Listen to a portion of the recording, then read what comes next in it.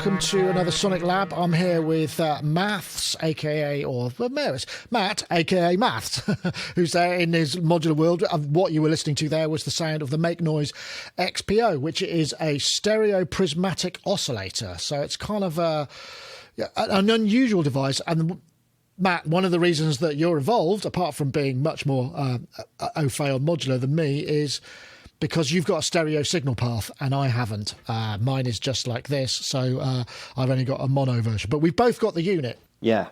I think where this really comes to life is certainly working in stereo, because with all the amount of outputs, which I'll add, there's 11 actual simultaneous outputs.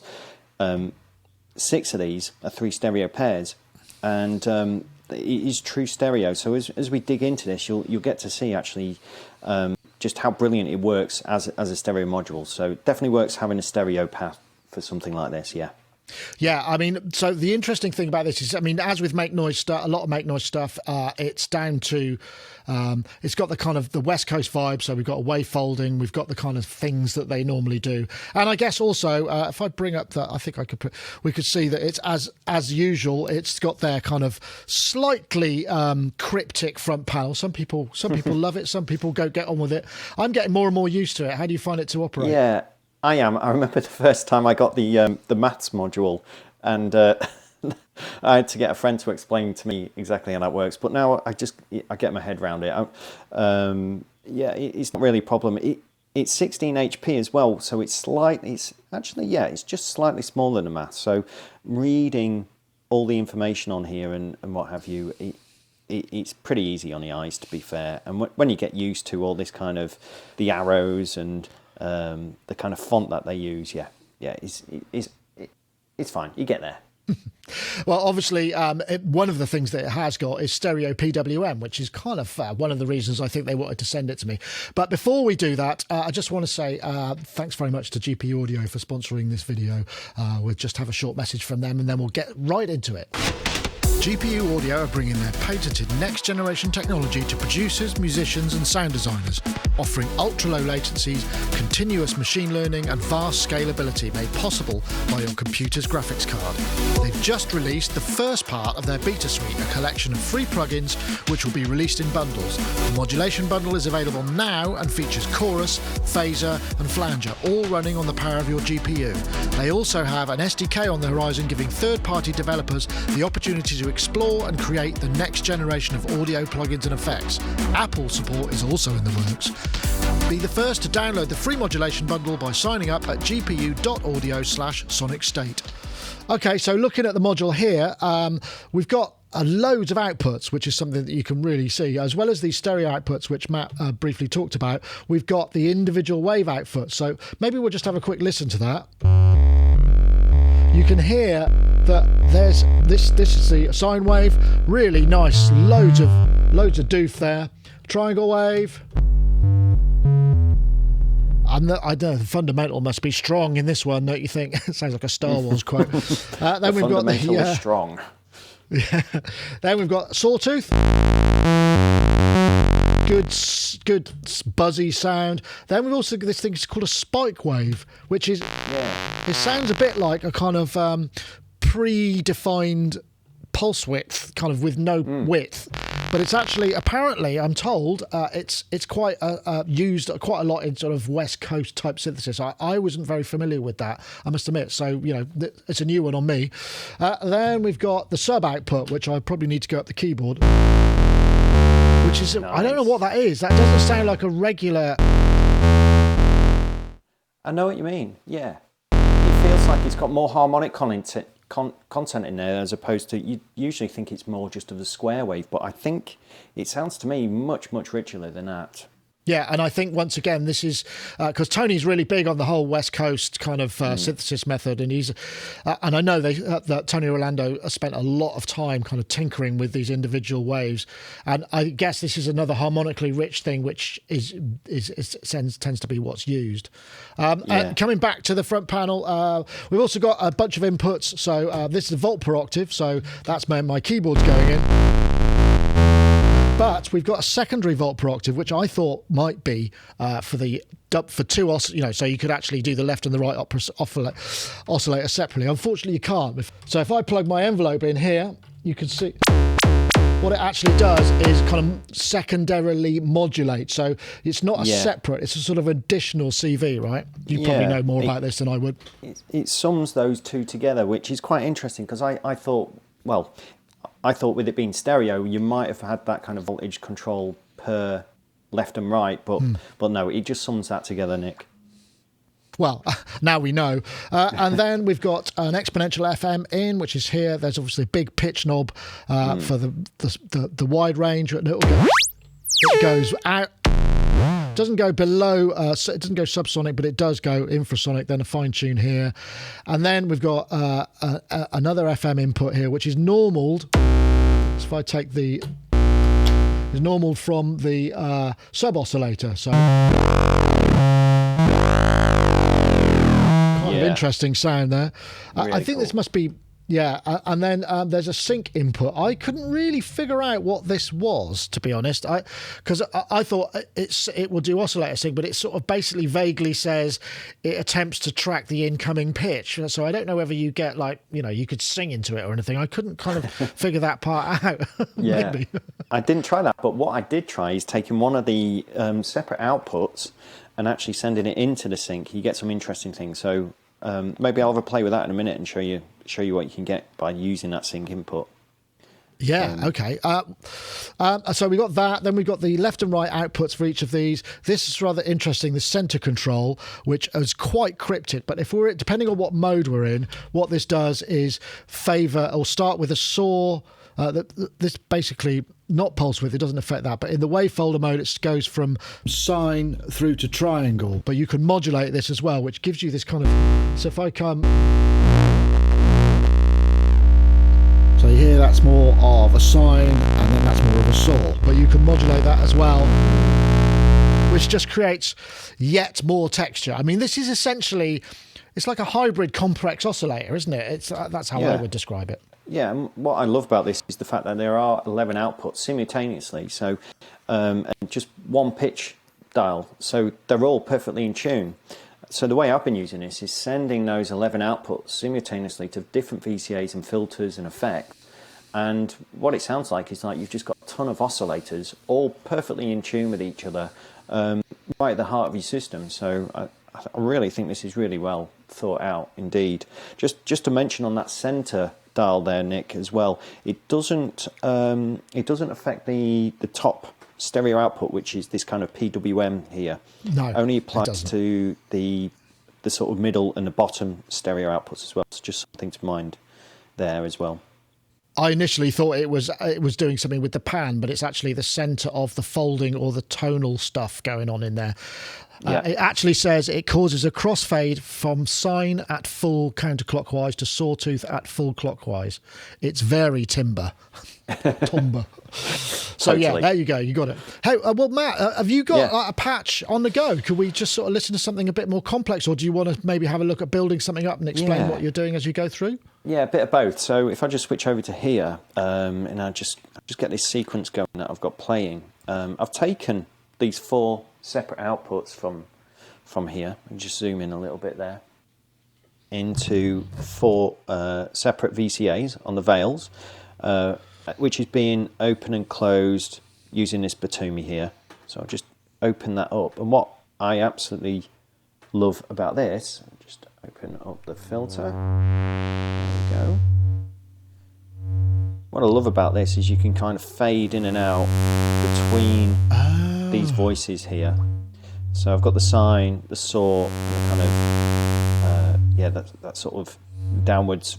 In the triangle, sort of being modulated and moved around. And I just really love the fact that you can play around with that. I've got this spike one here as well, just sort of sat underneath. Interesting. And of course, as you mentioned, you've got the FM on this as well. So at the minute, let me turn that up. And suddenly you get into this radically different world. As soon as you start playing around with that FM, Nick, brilliant. Yeah, I like the little light that comes on there. That's a nice little touch, isn't it, to show you the sort of heat of the amount of FM. Yeah, totally. So yeah, that's quite nice. It's nice to play around with those. I mean, you've got 4 outputs already on the happening simultaneously here. Going through a filter. Lots going on there. And right now, none of these other dials really work with these outputs. No, it's just here. a straight, yeah. So, you know, you get the raw tones effectively, don't you? Which is... That's right. The only thing that really works with those is this FM. So you can go straight back to its kind of very raw sound where it's not frequency modulated, and just bring that up there. And we might be able to have a little bit of fun here if I take the sub oscillator out and plug it into the FM depth control. See what you can get from that, for example. Some very sort of gnarly, stretchy sounds going on. So let's explore some of the stereo outputs as well, because I've not really heard them too much. I've got the top one here, which you'll have to remind me is this kind of pulse width. Yeah, it's basically stereo pulse width, which I'm all about.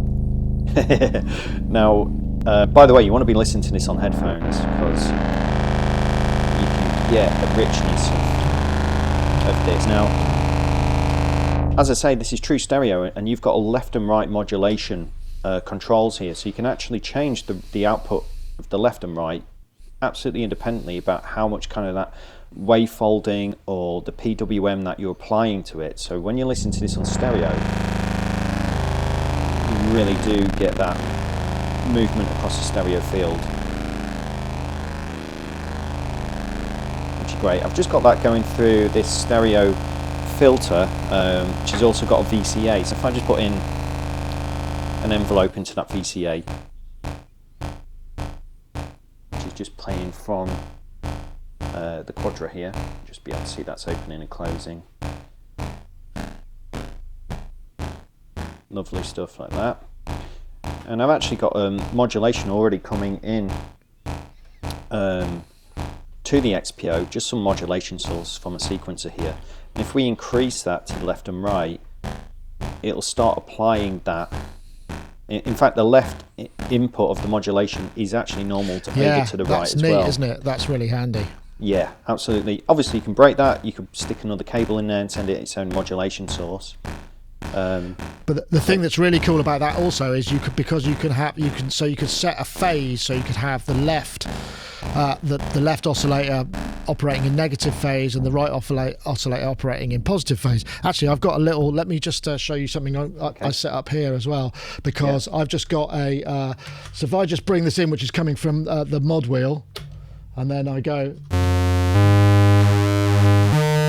so if I put it left and right, we're getting sort of opposite pulse width directions,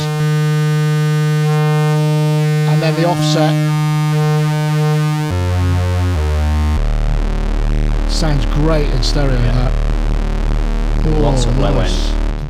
Anyway, sorry to interrupt you then. Ridiculous amount of low end. No, that's really cool. I must try that. That's the thing about this. It's like I've been playing around with this now for a couple of weeks, and there's still things that I just want to keep trying with it. Moving on to the second stereo pair out, which you'll have to remind me again what that one is, Nick. Yeah, these are so I'll just take the single output here. I think that's going into the right place. So we go, it almost sounds like pulse width, but actually it's just scanning between, I think it's a triangle, sawtooth and sine. But if I bring the other one in and we do the same, it's sort of like pulse width, but it's sort of...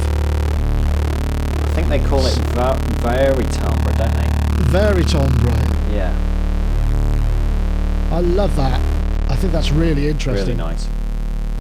Anyway, yes. Yeah, lovely. Vari-timbre, that's what it is. Vari-timbre, there it is. This is what it sounds like on mine. Obviously, I'm still FM in. I'll just take that FM out for a moment, so you can hear without the FM. It's just gorgeous, absolutely gorgeous. And of course, you've got the centre to play around with on this one. Bring in the FM. And of course, there. you could always stick a harmonically relevant from another oscillator into the FM to bring in something that's got more of a harmonic relation.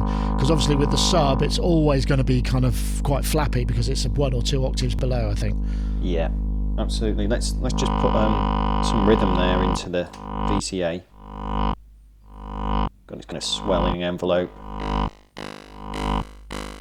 So you can hear those 2 stereo outputs, the top one, kind of PWM, and the very timbre one there, working together. Nice. Get that kind of thing going on. Really nice. Do you know what I mean about it sounding like you've kind of got 2 different oscillators already going on?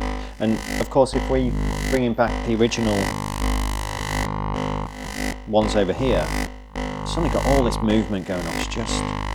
Yeah, imagine sticking that into one of your big soupy reverbs that you're well known for. That is going to sound lovely, isn't it? Absolutely. I mean, I think that's the thing, isn't it, Matt? I mean, with all the harmonics that this could generate, I mean, it's quite, I mean, we've had complex oscillators before. I mean, I don't profess to be an expert in that. You probably know much more about it than I do. But the amount of timbre shifting that you've got in this is really quite dramatic because of that stereo thing.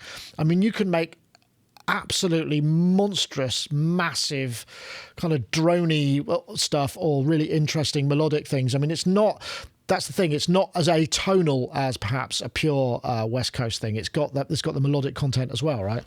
Yeah, absolutely. I mean, I make techno, so for me as a techno artist, this works really well. It just calls out all of that, especially with the wavefolding. But yeah, if we was to stick one of these through a reverb.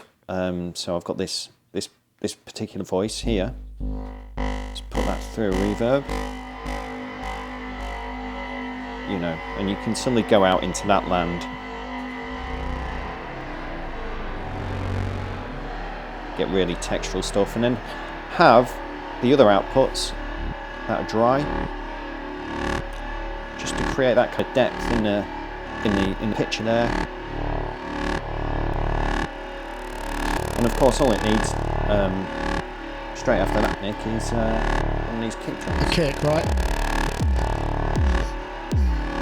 Some hi-hats, just to give it a bit of context.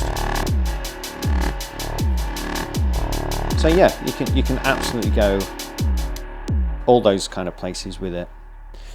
Nice. Just while we're here, the last stereo output here at the bottom. I've just got that running through this stereo filter again. Well, that's really interesting because you haven't even had the wavefolding going on yet, and I haven't. That's really lots of rich harmonics there, right? Absolutely, yeah. This wavefolding output is it's ridiculous. I'm running it through one of my favourite filters as well, stereo filter here, the Freak by Volt, and just listen to that. It's just. What happens if you take the FM down a bit so we can hear the pure tone? Yeah. So that's where it starts. Which is just lovely. And of course, you play around with the centre.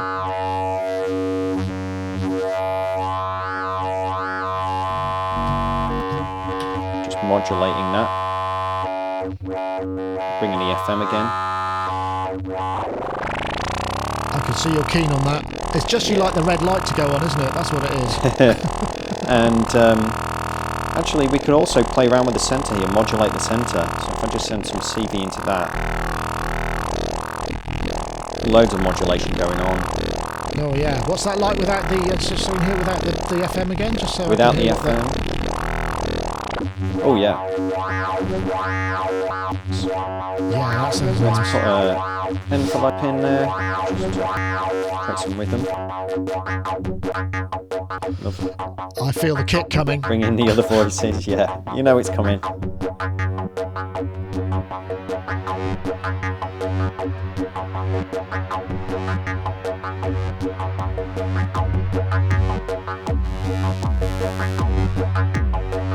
Oh, nice. And if we want to go into the FM land, we can, of course. We can go straight there. Oh, that's got an interesting overtone, like that. Big reverbs. Lots of modulation going on. So if we close close them up a bit and add the modulation additive. Get that kind of thing. That's nice. Yeah, I tell you the other thing that I was kind of having a lot of fun with was I mentioned the sync as well. Sending that sub into the sync can be quite interesting because it kind of, you still get a bit of that FM going on. It doesn't do the same thing as it was doing because obviously the sub was normal to the FM. Now I believe we've disconnected that by adding that in, and we've gone into the sync input. Oh, maybe so, yeah. So you can get into that kind of world. Or the other thing you could do as well is use that sub oscillator output to go into like the exponential. So then you've got the FM going on, exponential, and a modulate in the centre, and a modulate in the left and right as well.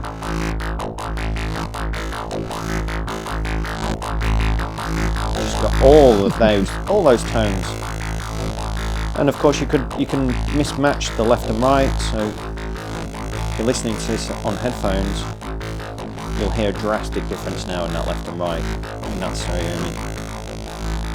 we could go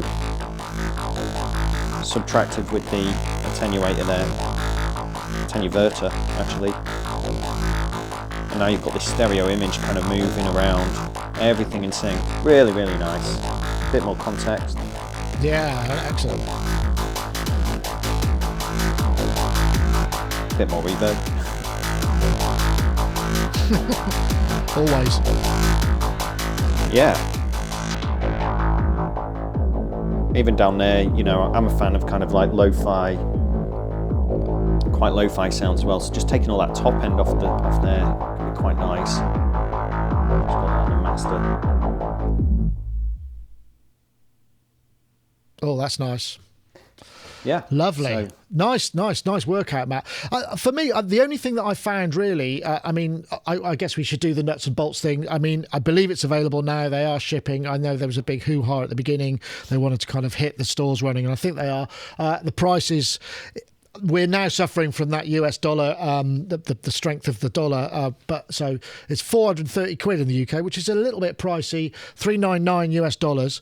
The only thing that I felt I really wanted to be able to do, I sort of, after all of this, I sort of did feel like I wanted this secondary VCO to be able to control that. So almost getting two VCOs for the price of one. And I suppose that's the thing that, you might think it would be so nice if you could just split, because I suppose what you can do is you can take out, I'm not in my rack here, but I have got Suit and Tie Guy do this little sub-octave generator, so you can put something in here and it will drop it an octave. And I suppose being able to do something like that so that you've got variance of the pitch, I suppose the only way you're going to be able to do that is really have two of them, and that's quite excessive. It is, yeah. Or the other thing is you can maybe go one of the output, take the right output and put that into like an audio divider, something like that does, which is I think the A115, quite cheap. Run it through that and you'll be able to get some different things going on. But yeah, I think it would have been nice to have had that separate left and right pitch control, but it's not there. But as you can see what I'm doing here today, I'm splitting these signals out through different VCAs, and they've all been hit at different rhythms and that kind of thing. So you do get that. But yeah, it would have been lovely to have had that. But having said that, I've only got one oscillator to tune now, which is brilliant, because actually when I was out playing live, I'd have maybe 3 or 4 oscillators doing this exact same thing.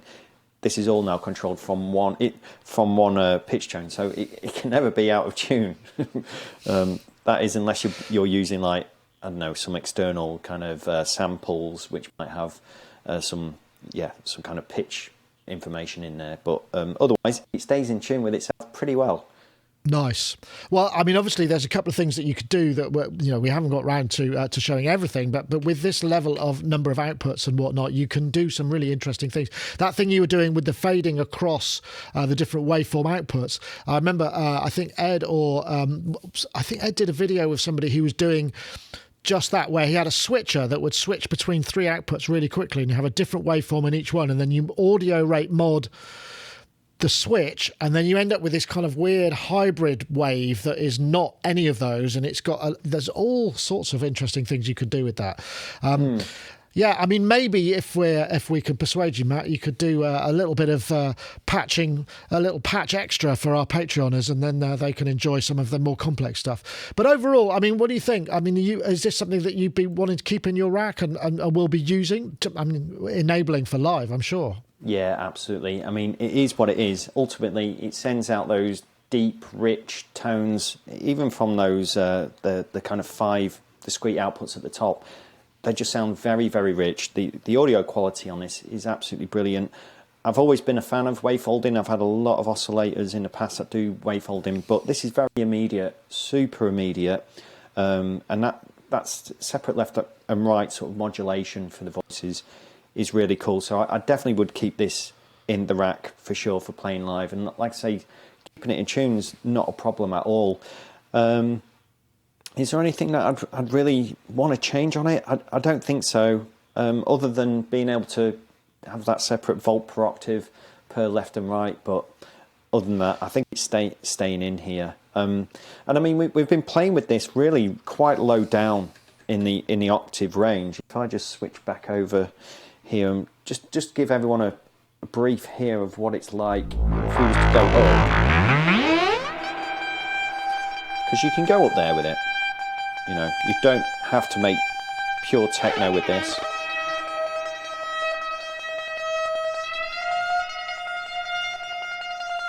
Oh, that's interesting. So you're going up, and you've still got a lot of FM in there as well. So you've got, yeah, okay. Yeah, using that FM to kind of just play around with the pitch a little. You've got the exponential.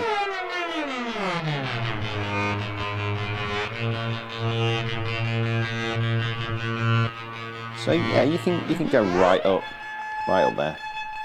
It doesn't have to be a monster techno machine.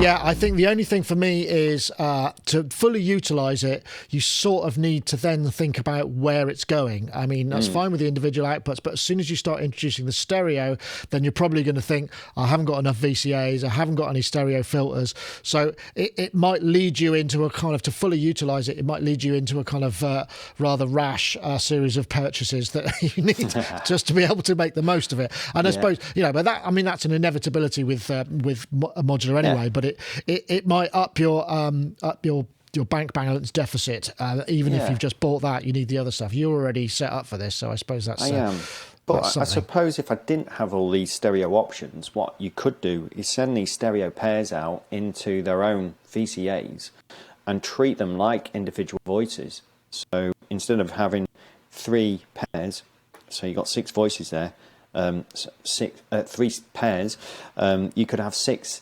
Essentially individual voices and not think of them as pairs, because you've got you can change the content of that waveform independent over left and right. And of course you could mix and match. You don't have to do it like that. You can do it like this too. I mean, there we go. We've just run that there. I've got some reverb too.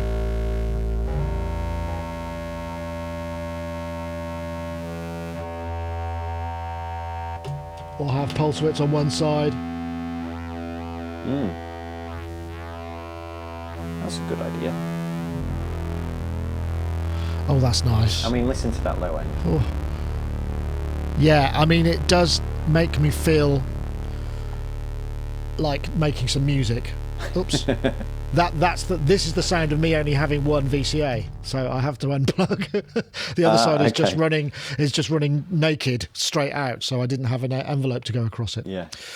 Wow, fantastic. Great, Matt. I think I think we're done. I think we've kind of covered this. So, like I said, the MakeNoise XPO stereo prismatic operator is available. Oscillator, sorry, is available from wherever you usually buy your modular stuff, and most major dealers now stock MakeNoise. I'm pretty sure Sweetwater even do it. So they've kind of broken right through, and this is just yet another one of their interesting modules. And it really, I think the thing is with oscillators, I mean, you can do a lot of things virtually and in the box, but the sound source is often where you need to have the hardware, right? Yeah, I have to agree. And no, the other thing is, folks, don't forget, this is just a starting point. It's just an oscillator.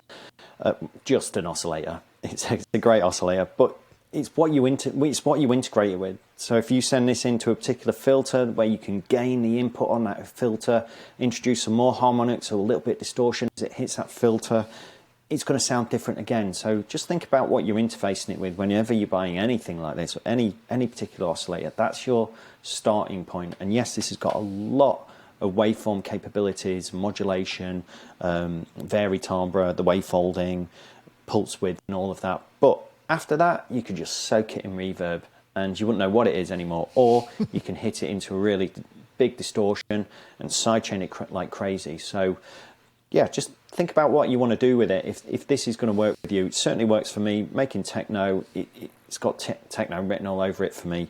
And I guess I'm bringing that kind of West Coast synthesis into contemporary techno production. I suppose that's what I'm doing. Excellent. Well, thanks very much, Matt. I hope you've all enjoyed this XPO stereo prismatic oscillator review.